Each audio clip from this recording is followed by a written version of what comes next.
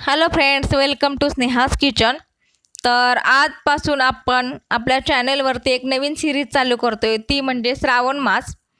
कारण आता 2 ते 3 दिवसांवरती आपला श्रावण महिना चालू होतोय आणि आपले श्रावण सोमवार जो आपला उपवास असतो त्या दिवशी तो चालू होतोय. त्यामुळे ही आपण आजपासून सिरीज चालू करतोय. तर यामध्ये नवनवीन उपवासाचे पदार्थ असतील.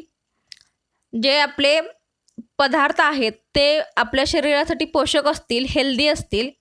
त्याचबरोबर लहानांपासून मोठ्यांपर्यंत सगळ्यांना आवडणारे असतील. तसेच आपल्या जिभेची चवसुद्धा वाढवणारे असतील. कारण साबुदाण्याची खिचडी किंवा वरीचा भात असं खाऊन आपल्याला कंटाळा आलेला असतो. तर आपल्याला एक नवीन काहीतरी खायला पाहिजे असते. तर हे आपल्याला पदार्थ नक्कीच आवडतील. तर ते तुम्ही नक्की ट्राय करा.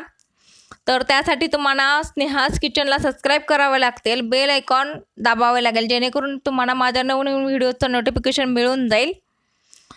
व्हिडिओ आवडला असेल तर शेअर करा आणि कमेंट करायला विसरू नका. तर सुरुवात करूया आपल्या आजच्या व्हिडिओला. तर त्यासाठी मी मोठ्या आकाराचे 4 बटाटे घेतलेले आहेत. तर ते मी आता किसणीने किसून घेणार आहे. आणि बटाटा उकडताना आपल्याला तो 2 भागांमध्ये कट करून मग शिजायला घ्यायचा आहे, उकडायला ठेवायचा आहे, जेणेकरून तो बटाटा चांगल्या प्रकारे शिजला जाईल किंवा उकडला जाईल. आता उकडल्यानंतर तो थंड झाल्यानंतर मग तो मी किसून घेतलेला आहे. आता त्यामध्ये 1 कप मी शाबू घेतलेला आहे. तो मी भाजलेला आहे थोडासा तव्यावरती आणि मग तो थंड झाल्यानंतर बारीक करून घेतलेला आहे. तुम्ही बघू शकता त्याची पूड एकदम छान तयार झालेली आहे. आता ती मी बटाट्याच्या जो किसलेला आहे त्याच्यामध्ये घातलेली आहे. आता त्याचबरोबर आपल्याला हिरव्या मिरच्या घ्यायच्या आहेत. त्या पण मी 4 ते 5 घेतलेल्या आहेत. म्हणजे आपल्याला ते ट्रायंगल आहेत ते कसे कितपत तिखट हवेत त्यानुसार घेतलेले आहेत. तुम्ही तुमच्या आवडीनुसार मिरच्या कमी जास्त करू शकता. आता त्यामध्ये मी जिरे घेतलेले आणि मग ते मी बारीक करून घेतलेलं आहे आणि मीठ आपल्या चवीनुसार घातलेलं आहे. आणि आता ते मी चांगल्या प्रकारे मळून घेणार आहे.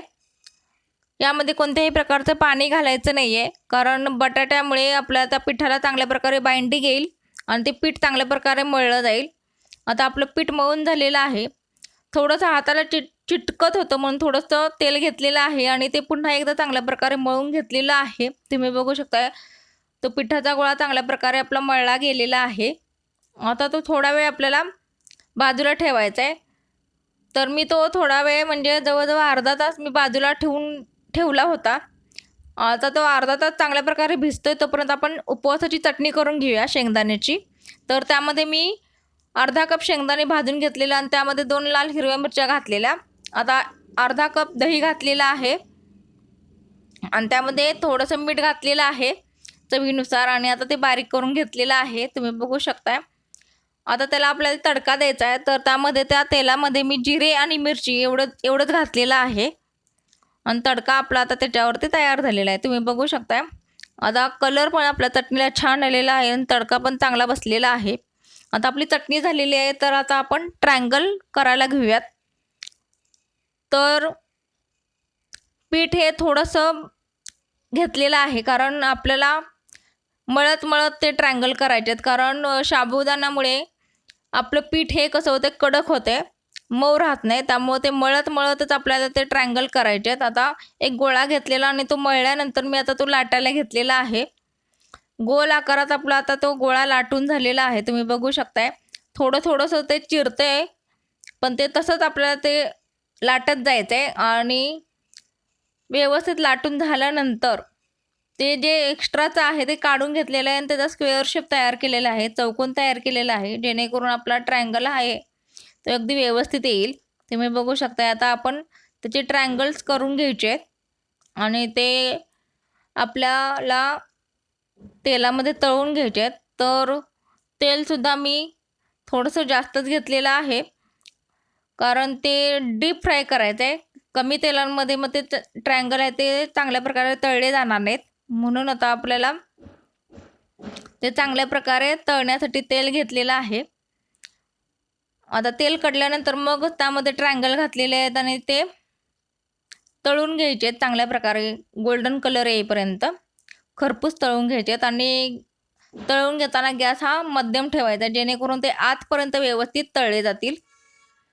आता तुम्ही बघू शकताय की कलर हा बदलत आलेला आहे आपल्या ट्रायंगल्सचा आणि ट्रायंगल्स पण आपले खूप छान दिसत आहेत. सो फ्रेंड्स, तुम्हाला हा आजचा व्हिडिओ कसा वाटला आणि हा आजचा पदार्थ कसा वाटला हे मला नक्की कमेंट करून सांगा. त्यासाठी स्नेहाज किचनला सबस्क्राईब करा. व्हिडिओ आवडला असेल तर लाईक करा, शेअर करा, कमेंट करा आणि बेल आयकॉन नक्की दाबा. आता तुम्ही बघू शकताय की गोल्डन कलर आपल्या ट्रायंगल्सला चांगल्या प्रकारे आलेला आहे. आता तो मी टिश्यू पेपरच्या ह्याच्यावरती काढून घेतलेला आहे, टिश्यू पेपरवरती, जेणेकरून जे एक्स्ट्राचं तेल आहे ते शोषलं गेलं जाईल. आता आपली चटणीसुद्धा तयार झालेली आहे आणि ट्रायंगल्ससुद्धा तयार झालेले आहेत.